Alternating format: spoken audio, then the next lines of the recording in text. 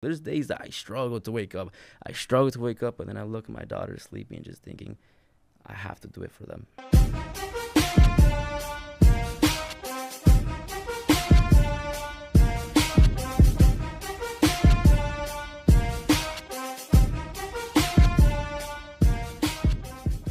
What's up, everybody? It's your boy, Justin Rodriguez, your favorite lender here in Neighborhood Loans, and we're back with another episode of Cafecito Talks. And at this point, I have no idea how many episodes we're in. We're just going with the flow, as per usual. And I'm super excited to announce this guest. He actually is probably the youngest person on my podcast, and he's absolutely crushing it in the game of real estate. So I think it's really important. I just hit my face on the mic, so that's how my day is going. But I'm super excited to announce this guest as he's crushing in real estate. He's doing a bunch of different things, and he's hustling, grinding. I've seen him driving and making cold calls and just doing a bunch of different things that a lot of people in the industry really aren't really doing as much as and as frequent as he is, and that's the reason why he is so successful. So I'm super excited to announce Alex Oviedo. Thank you so much for joining. I really do appreciate it, man. Thank you. I appreciate that. You almost made me in tears with the intro. Yeah. It's a pleasure to be here, and I'm excited to share some of my story. Of course, man. Thank you so much for coming on. And I think that one of the main things I want people to kind of hear this is there's not a lot of people in the industry who are 20 years old doing the things that you're doing, a lot of moving pieces. I don't want to share too much about your story, but I know you're married, you have a baby, and you're doing very well in the industry. So I want this to be a message for all the individuals who are very young and they kind of get discouraged the way that I guess life depicts itself. Everyone's like, oh, you have a kid, your life is done, you're not going to be able to do things, but you're obviously a true testament that you can continue to strive and hit your goals that you want to be at. So give everyone a background on what your journey is looking like and how do you got to the position that you're in right now. Yeah, of course. So obviously my name is Alex Oviedo. Honestly, I want to say I'm blessed to say that I started at a very young age. You want me to kind of go back in time?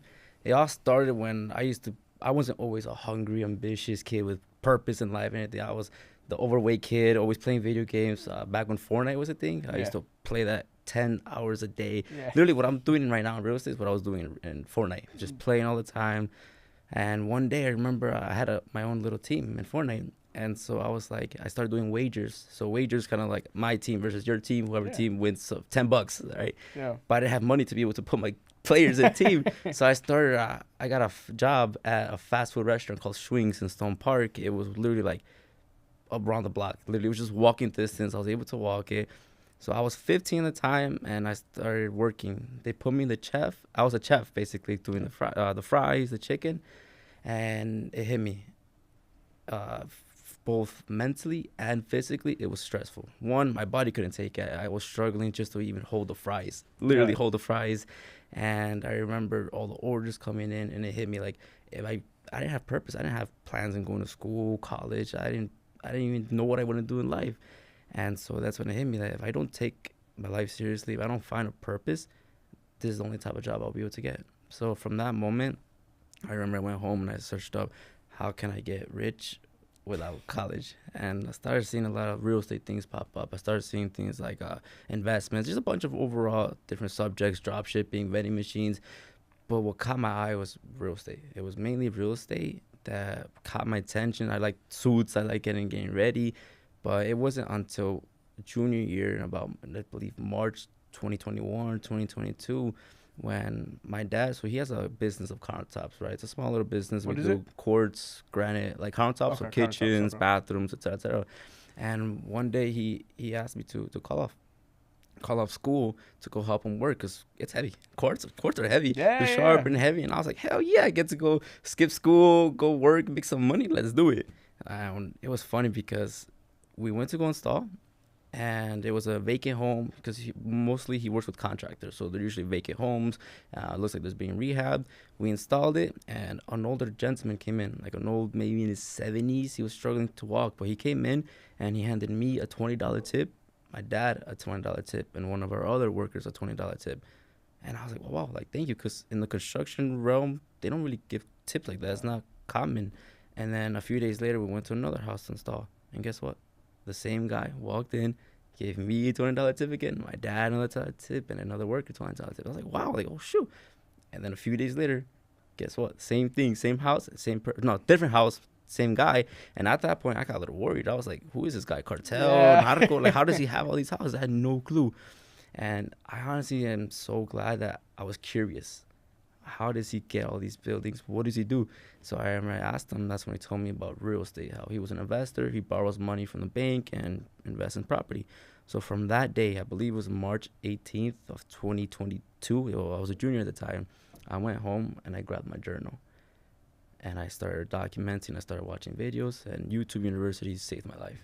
So from that moment, I started watching videos from Robert Kiyosaki.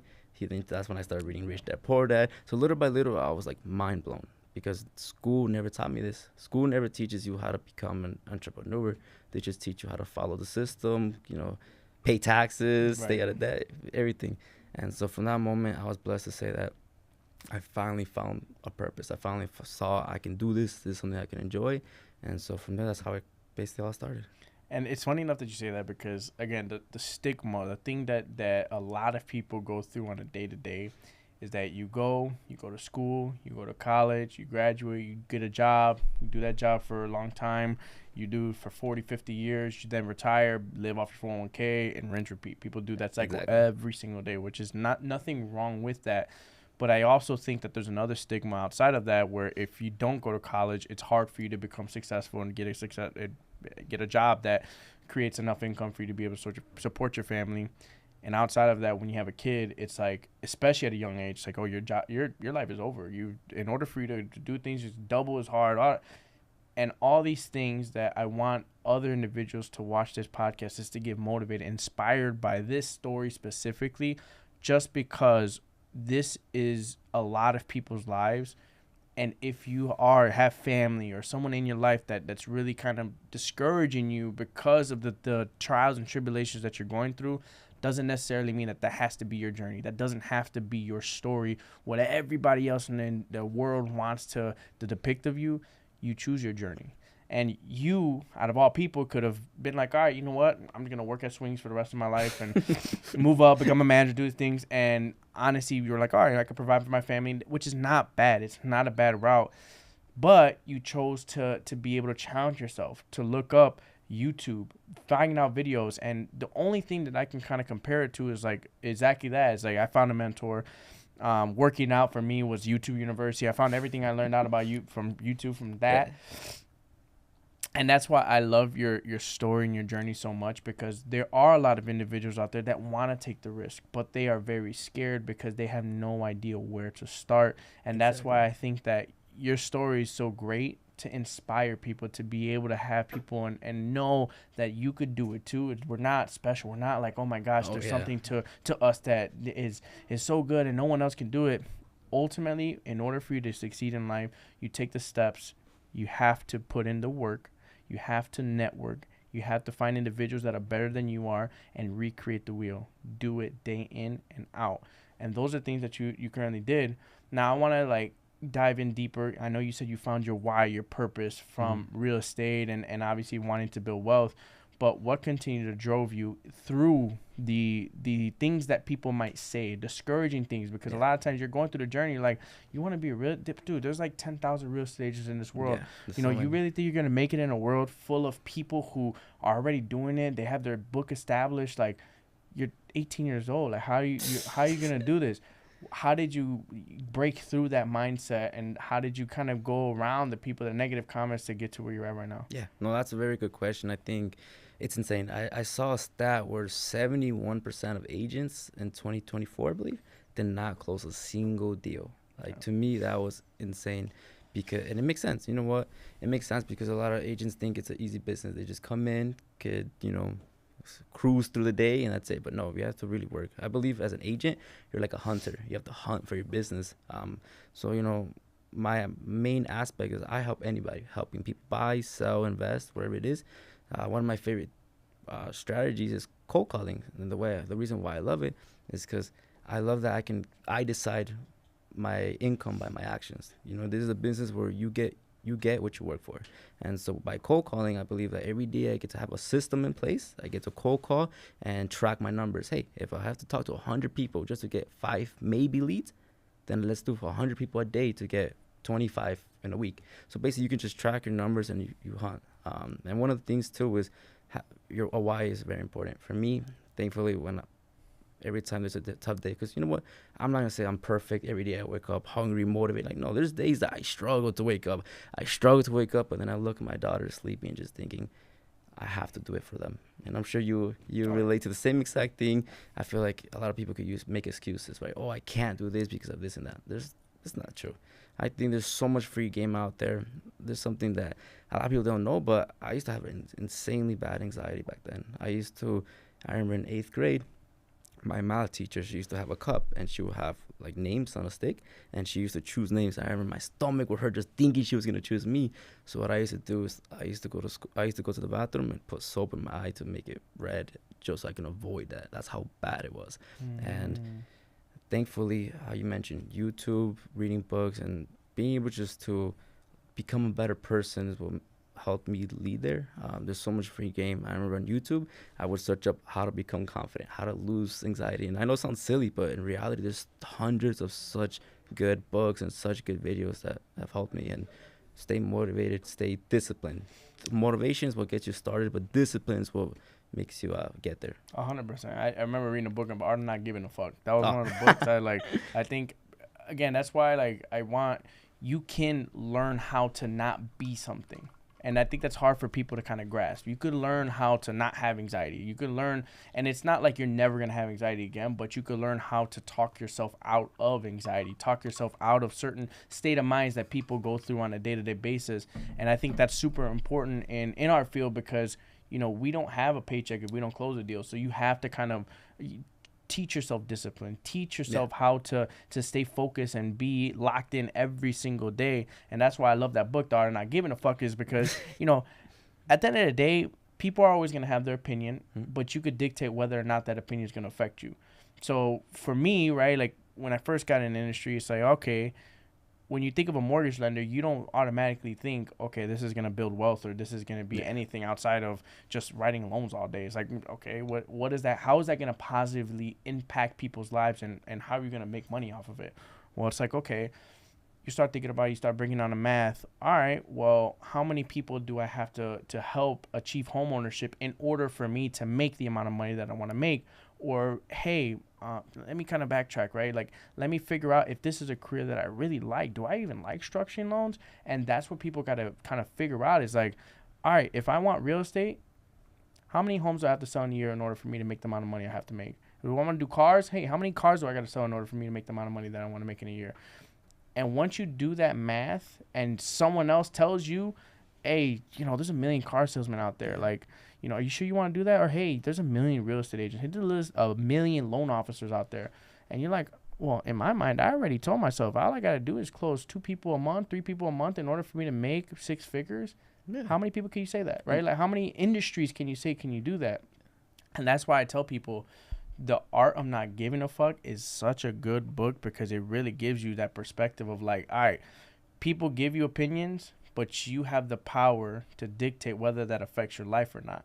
And you have to take that in consideration on a daily basis because if I were to sit there and listen to people when I first got in this industry, I would be nowhere. I would be one of them people who probably failed in the business and joined a 9-to-5 because I didn't do anything the right way, right? Yeah. And I think that that's something that you apply to your life pretty early. But how can people, when you're being at the age that you're at, how can people kind of get through that when they're in the moment? Because it's a lot harder to say that, like, all right, you know, I read a couple books, I did this.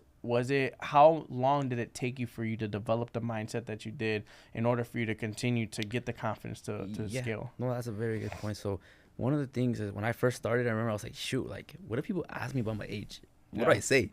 But in reality, one of the things is it was confidence. Till this day, I have never had a client say, hey, how old are you? Like, no. The reason why is because the way I bring myself. I act professional. I look in the suit. Nobody's ever looked at me and say, oh, you look 18. Like, no, they always think I'm 23, 26. They're always so shocked. And so I think one of the things is, well, one is being prepared. Learning your scripts. You know, if you're going to talk to a buyer, what do you say? How do you say the process? Doing like a buyer's consultation. When I cold call to talk to sellers, knowing what to say, how to handle objections professionally. One of the books that really helped me was How to Win Friends and Influence People. That book was amazing. It basically just taught me, like, rather than you talking all the time by yourself, ask the right questions and have them explain what they want to do. One of the best things is, this is funny, but when I talk to a seller, right, let's just say an expired cancel listing, then they're planning to relist with their same agent, or maybe they're considering a new agent.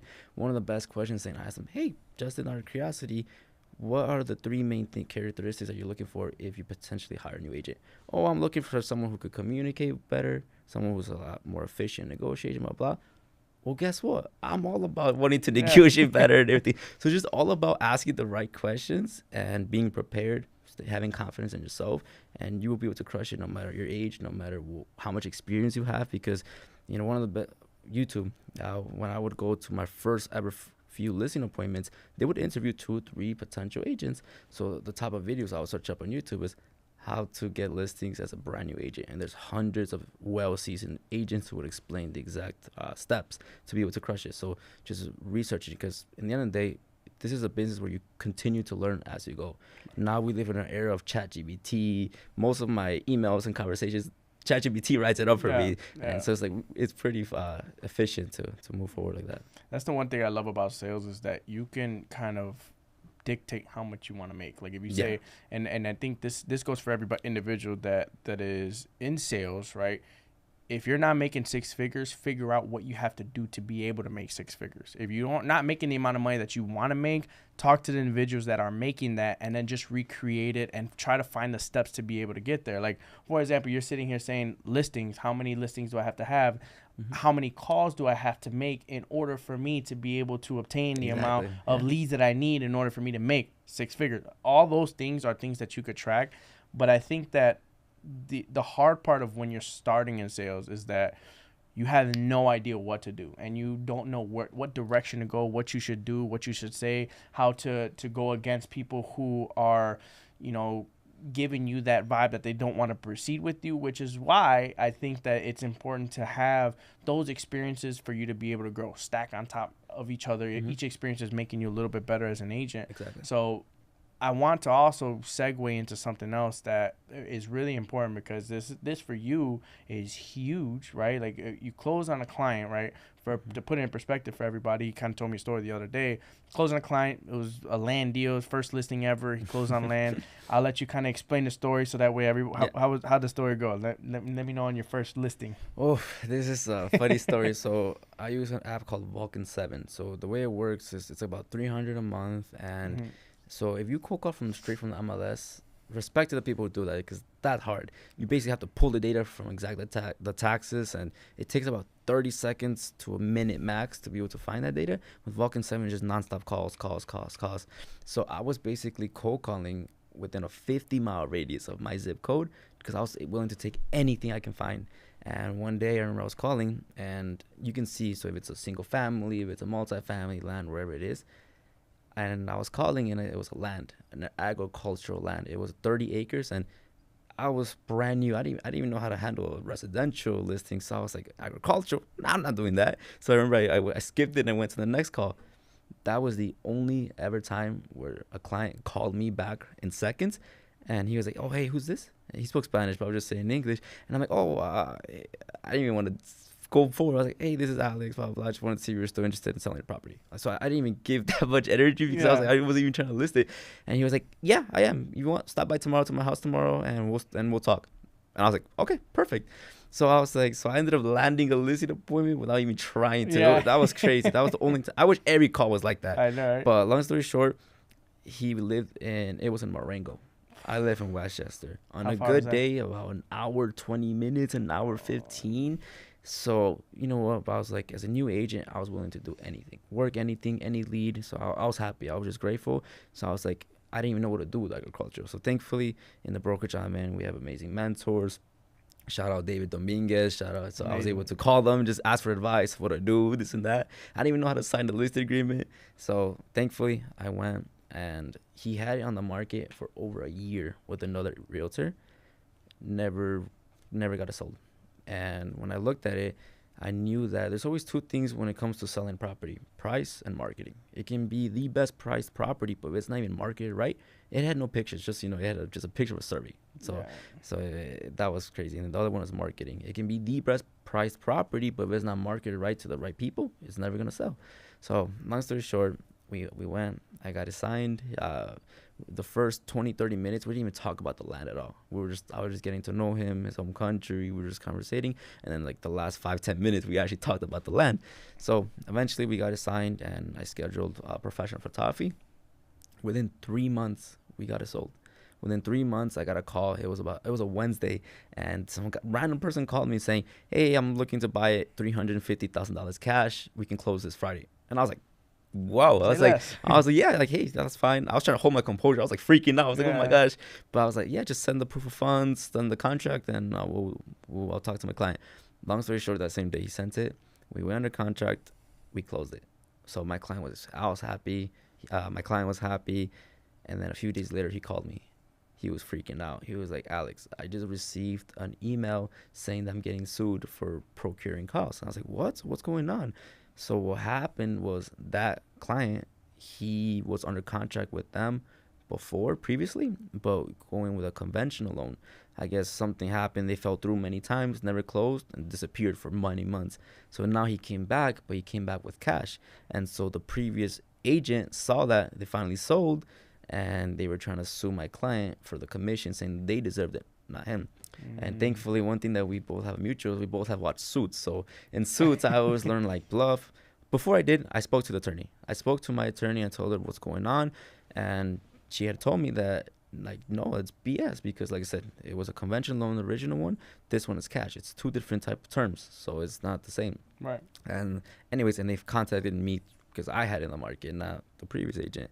So long story short, she said, "You don't even have to worry about it. You don't have to put time into it. Like, let him handle it. Have him find his own attorney." And yeah, I could have done that, but instead, I was like, you know what? No, I stayed up many nights with him, talking him over, telling him, "Don't worry, we'll take care of it. If anything, we go to court, I'll be there." I felt like Harvey Specter at that time, you know. I was like, "No, I'll protect it. Like, you didn't do anything wrong. Like, don't worry, we got it." Long story short, we caught the bluff, and they never answered. They never even followed up or anything. And so from there, we built that trust, you know, because I could have just left. Right. I could have just left and ignored it, but no, I stayed. I made sure that with every client, I want to make sure I can offer the best services possible, even after the sale. I'm not the type of agent that, hey, we close, you're out of my life. Like, no, like, I want to stay part of it, because if you trusted me with one of the biggest investments in your life, to me, I'm always going to be grateful and I'm appreciative, and I'm always going to be there forever. And so from there, well, it was insane, but long story short, he told me that now he had $350,000 just sitting in his account. So I asked him, "So what's next?" Originally, he wanted to buy an investment property, probably cash, maybe rent it out. I sent him a few properties, and then he stopped replying for like 2-3 days. And then he called me out of the blue, and I asked him, "Oh, hey, Octavio, his name is Octavio, so I haven't talked to you. How are you doing?" He said, "Hey, I spoke to my wife, and she doesn't want to buy a house. Instead, she wants to invest, like a flip." And long story short, I almost connected him with another deal, with another buyer. Long story short, it fell through due to some other issues. And so then that's when it hit me. Well, you still want to invest. He had the money, but he didn't have the time and knowledge. I had more of the knowledge and time, but I didn't have $300,000 sitting in my bank account yet. And so long story short, we agreed to a partnership, and now we're working on a deal together. And I'm super excited for that. I'm grateful, but that's that story. And that's where, like, I think that's really important for people to understand, is that, you know, selling land is not easy. Number one, to take on the listing and then being able to sell it. And a lot of the initial call, you're probably like, "Fuck, I'm selling land. Like, is it really? I don't know how much I'm gonna list it for. Like, it doesn't. It's an hour and a half away." But the fact that you took the risk, you met an individual that now is an investor. Now you're going to be making a killing, because you're going to be able to do a flip. He's pretty much handling repairs plus purchase price. And, you know, all that to be said is that since you were able to take the lead that not a lot of agents would take, I'll be honest with you, not a lot of agents would be driving an hour and a half for land and not knowing how much you could potentially list it for, you know? And that is one thing I want people to understand, is that sales is something that in the beginning, it's whatever you could get a lead, you have to try to close it. It don't matter where it's at, how far you got to drive, what you got to do, close as many deals as you possibly can, because at the end of the day, the amount of closings you have is going to eventually equate, or I say no, it's a numbers game, right? The more people that you have, it's like a revolving door. They become some piece of marketing for you, because if you have 300 past clients, you have 300 people potentially speaking about you and passing you on to other people. Now it's like a snowball, and at some point in time, the snowball gets bigger and bigger, and it's easier for you to be able to close business because the amount of referrals that come in outweigh the amount of work that you actually have to put in order for you to be able to grow and scale your business. So one thing I respect about you is that you put in the work, you make the phone calls, you do the dirty work, which a lot of people don't necessarily want to do. So when you're going through your day-to-day, I want newer agents to kind of see, what does your day-to-day look like? Do you do actually 100 phone calls a day? How do you scale your business to the point where you're at right now? Yeah. So when I first started, I was doing everything. Open houses, door knocking. I would go door knocking with my wife and my stroller, and we would just drop off like mailers in the area. I was even driving for dollars. I was doing cold calling, social media. And what I realized is, instead of doing so many things, I think they call it jack of all trades, but master to none. Yeah, so that's what I was doing. And I felt like I was getting a couple leads here and there and here and there. I thought I was doing great. But in reality, what I realized is, as a brand new agent, I believe you only choose one or two strong niches. So for me, it was cold calling and social media. I think social media has also helped me get referrals and stuff. But yeah, so on a day-to-day basis now, what I do is to try to get at least 50 contacts a day. On a good day, you can get 5 people picking up. On a bad day, you can get 0, right? So it's just a numbers game. Showing up every day, because you never know. A story is it's actually funny. A few days ago, me and 2 of my agents, we went to go stop by my investment property to check up the updates. So they were demoing the property, and on the way back, it was around 5:30 p.m. And I told my agents, like, hey, his name is Alex. So I'm like, hey, Alex, what you doing, man? There's somebody. He was in the back, so I was driving. He's like, hey, Alex, what you doing? There's probably somebody right now cold calling, taking your leads, and they're getting it, not you. And he's like, oh, shoot, you're right. So he pulled out his computer in the back of the car and started calling. Like, he was cold calling. Just, I hear ring, ring, ring. Nobody was picking up. Ring, ring, nobody's picking up. I kid you not, 50 calls in, somebody picked up, and he starts talking. And I just hear, pull over. So I pulled over. I'm like, hey, what's going on? Turns out it was a Spanish speaker. He didn't speak Spanish. So I handled the call. Long story short, we set up a listing appointment. Yesterday, we signed it for $625,000, a 3-unit for Irving Park. And I'm like, holy crap, I did not expect to get it that fast, but it's literally just a numbers game.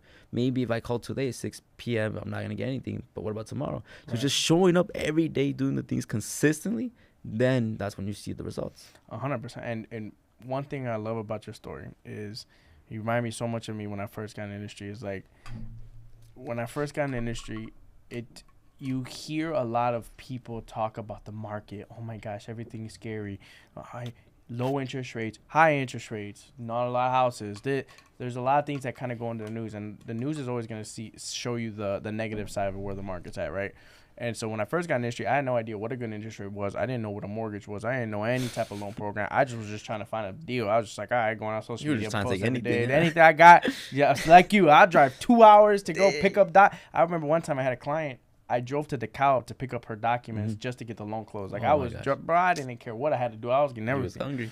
And so long story short, on what I'm trying to kind of get at is that when you're in the industry and you're looking to grow and you're looking to be the best version of yourself within your industry, it's all about showing up. It doesn't matter what the news is saying. And it could be very discouraging for individuals that are in the industry.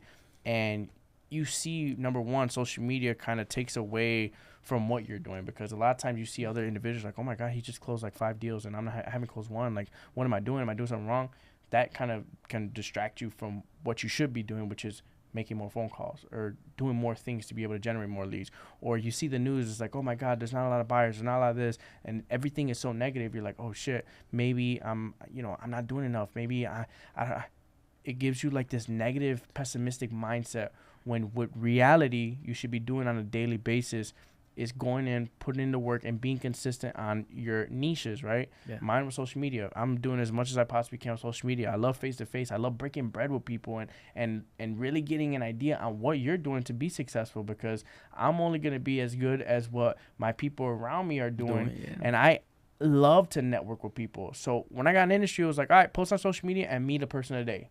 Every single day. It was like boom, boom, boom, boom, boom. And it eventually just kind of grew itself because... The snowball effect. Right. I met so many people that eventually I would go to an event like, oh, shit, you're Cafecito. You're that guy. Oh, shit. Oh, this, da, da, da. You know what? I want to share a little thing. Yeah. Everything that Justin said, spot on. The way we met was so unique. Shout out to Elizabeth. As a matter of fact, I was literally in the process of still getting licensed, and I remember my cousin, she sent me a video, and I watched it. Hey guys, it's Cafecito, blah, blah. And I was like, who is this guy? And my cousin like, hey, you should reach out to him. He's killing it on social media, you know. And she was just telling me that she's been following you for a while. And so I was like, wait, what? Like, who's this? So I remember I checked. I'm like, I saw your post and you're always acting. I was like, man, this guy's crushing it. You're right. Let me reach out to him. So I was like a month in by that time when we set up a meeting. But it's crazy how we met by my cousin, she's not a real estate agent. She's not anything. She was just a consumer. And I was like, wow, like that's the power of social media. Exactly. So that's insane. There. Yeah. And you never know what connections you could have through social media. I tell people all the time, social media is like a CRM to me. Like as many people as you have, you know, you got your family, your friends, you got people that you know from grammar school that years back, and you could tap into their networks and you could, you know, just do so many different things with social media, which I think is anybody could do what I do. If you want to make six figures, if you want to be a top producer, if you want to do anything that you really want to do, you could do it. But at what price are you willing to pay to be able to get there? Exactly. Are you willing to show up every day? Are you willing to be disciplined? Are you willing to post every day? Are you willing to make as many phone calls you need to be able to develop the business? And 9 times out of 10, people aren't willing to do it, which is why they're not able to grow in the industry. 100%. And that's one thing I respect about you is that you come into the office every single day not expecting a result, and usually that's when results come. Exactly. You know, when you're getting into industry, you can't expect to make $100,000 off rip. Like, yeah, take a step back, humble yourself. If you don't make any money, you don't make any money. But over time, it's going to gradually come naturally. And those are usually the most successful words that you're going to hear. Yeah, the way I see it is you only win or you learn. That's it. You never lose until you give up on yourself. One of the things that I want to share is that it's been a crazy journey. 2 months after graduating high school, I got married. And then 5 months after being married, my daughter was born. And in that same month, I got licensed. So I had all odds against me. And, you know, I had some family say to me when I got married, like, oh, wow, your life is over. Like, that say that to me.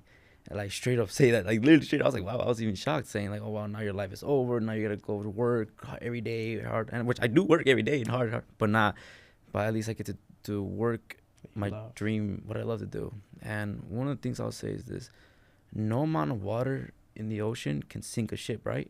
Unless it gets inside the ship.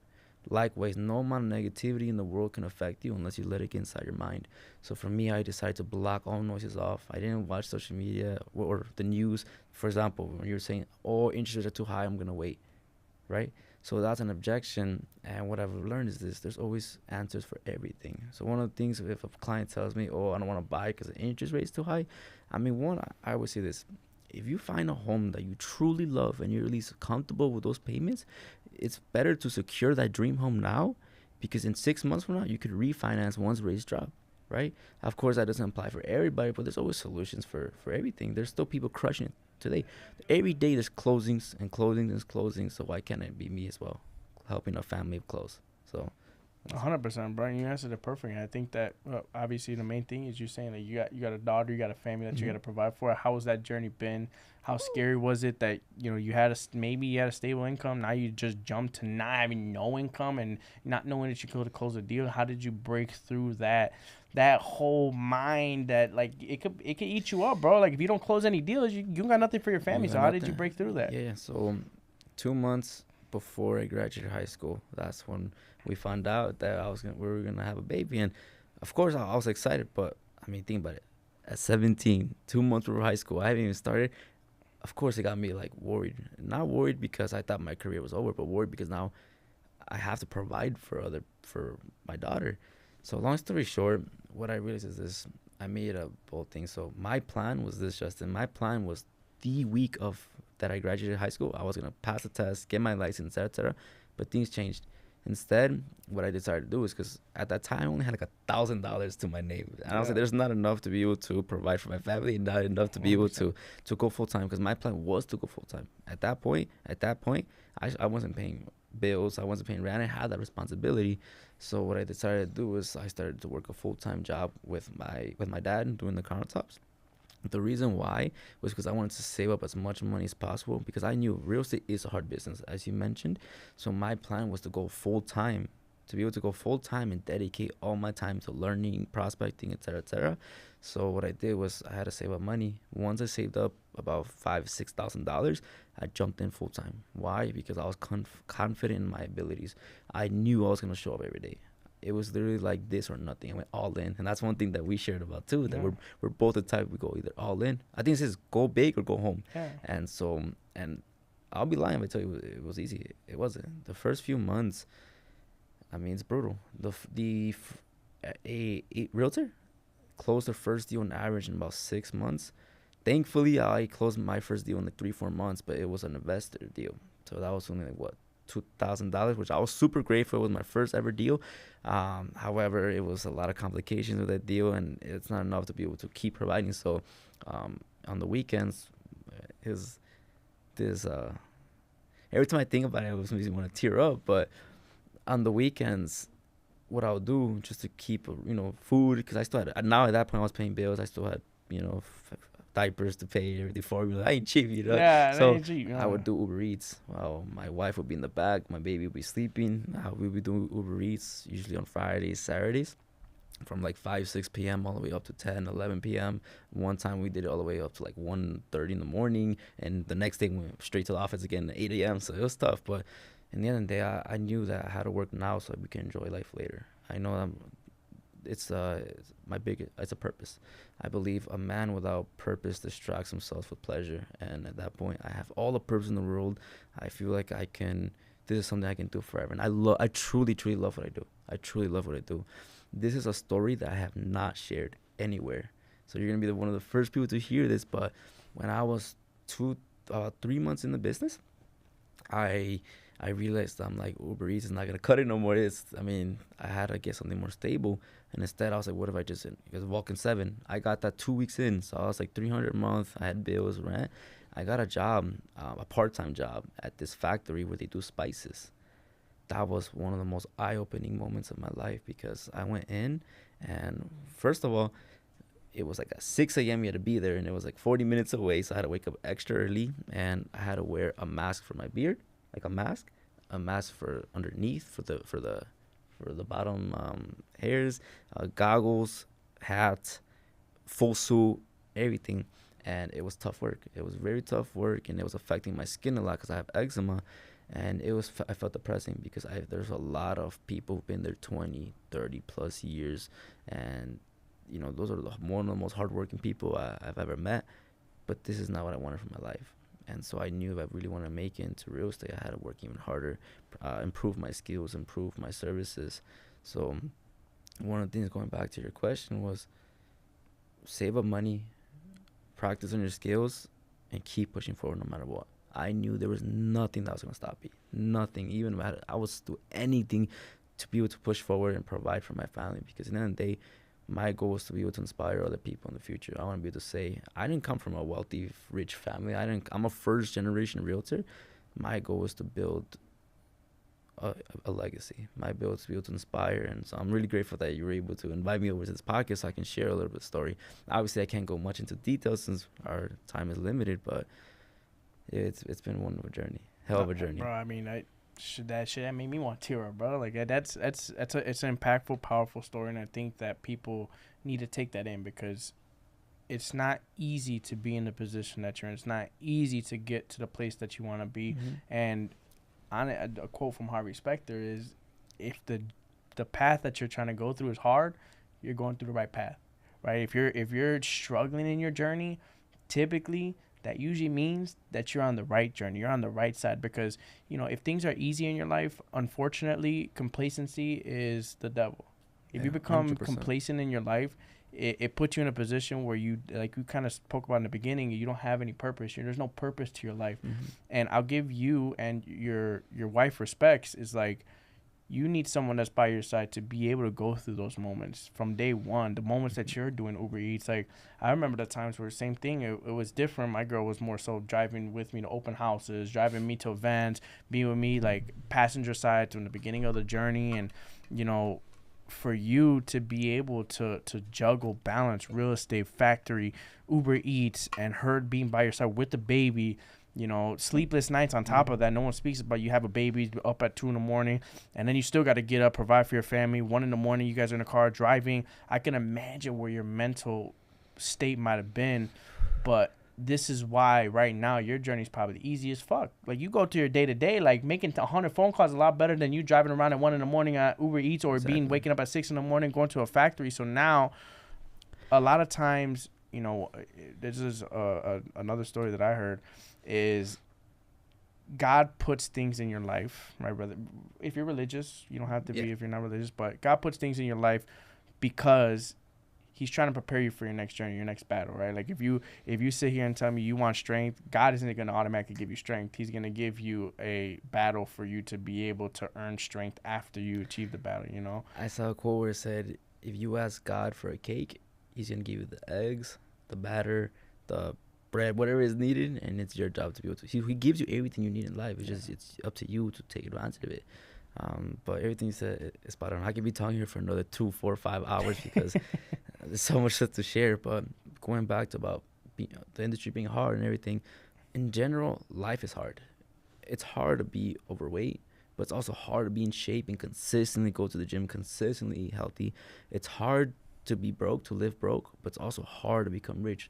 So life is hard in general. You just got to choose your hard. And I choose this is going to be my hard, to work, to wake up every day and stay disciplined and do my calls. Because at the end of the day, doing 50, 100 calls a day is it's easy. The reason why is because I feel so privileged to be able to go to an office with air conditioning and just do phone calls. Sure, it gets boring when there's nobody picking up, but there's people out there, construction workers out there working roof and burning hot when the sun is there, working hard, like construction workers, right? They work so hard. They're the backbone of this country, right? People who work those type of jobs. So I feel like I'm so privileged to be able just to go to the office, do my calls, and help clients be able to buy or sell homes. So that's a way. It's all about perspective. No, 100%. Life is perspective. And the last question I want to wrap up for yourself: where do you see yourself in the next 5 years? And I actually have a follow-up question with that. But in the next 5 years, you want to grow, scale, be obviously the best version of yourself. 5, 10 years. Where do you see yourself, and how do you feel as if you're going to be able to get there? Exactly, yeah. So 5 years from now, my plan is, one, is to just keep growing every aspect of life, physically, mentally, financially, emotionally. Of course, that's the goal for everybody. One of the reasons why I also got into this industry is to become an investor. So 5 years from now, so 25. By the time I'm 25, my goal is to become financially free. Nice. At least have 10 investment properties, cash flowing, etc., and just to have a brand, be able to people see me as not an influencer, but as a role model. You know, it's been amazing that people have reached out to me and just talk about, hey, your story is so inspiring, but like, can you please talk to me and show me how you did it? A few weeks ago, a fellow mutual that we know actually reached out to me, and he said, hey, your story is so inspiring, and we have a similar story. Please, can I have some advice? And long story short, I met with him. We went to lunch, and he started telling me that he's also around my age, about 20, 21, and he has a baby on the way. He wants to become a realtor. And when he said that, it gave me a flashback when I saw that. And so I'm just glad that if now I'm able to help people, even just one person. If 1,000 people see my story, but only one person reaches out, I'm glad that I get to help that one person. So 5 years from now, I just want to keep inspiring people, showing people that nothing can limit you but yourself. It's all a mindset thing. If you work hard, you improve to get better. The world is such a giving place. If you show up every day, you work out, you eat clean, you're going to get in shape. If you show up every day to work and you surround yourself with people who are doing much better than you, mentors, you're going to improve in business. Like, the world is that giving, so it's just up to you to show up every day and do the work. I love that, bro. And last question of the day, this one right here: if you had to have a conversation with the younger version of yourself, what would you tell him? Oh shoot, that's okay. That's a good question. I'll tell myself, how young? Back when I was in anxiety, or back when I first started as an agent, I guess. I'd say when you the moments that you're in the factory, the moments you're doing Uber Eats, the okay. moments that you're the hardest moments of your time, what advice or what thing would you tell him? Continue believing in yourself 100%. In the end of the day, and surround with yourself with people who believe in you. Thankfully, when I found out that I was gonna be a dad, I wasn't scared or terrified because I knew I had the right woman next to me. Actually, if you see this, I love you. She is truly the straight backbone of the business, and I'm just so glad that I had her from my side, because in the end of the day, I wouldn't have been here if it was for her. So having the right people around you is crucial. And so I'll tell my old self, saying, keep believing in yourself, keep thriving, and good job. Good shit. Keep grinding. Yeah.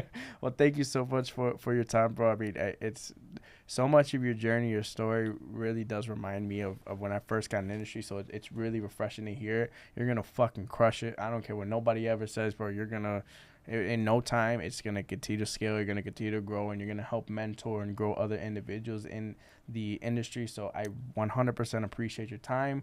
I really do appreciate the insight, because you just motivated the fuck out of me to go ahead and continue to grind. But again, everybody that's watching, please make sure you took notes. This was an absolute amazing episode and dropped a lot of nuggets for you guys to take home. So if you guys have not already, please make sure to like, subscribe, turn your post notifications, and everyone shout out to Alex. Thank you so much for joining, man. Thank you. Thank you for having me. Get it.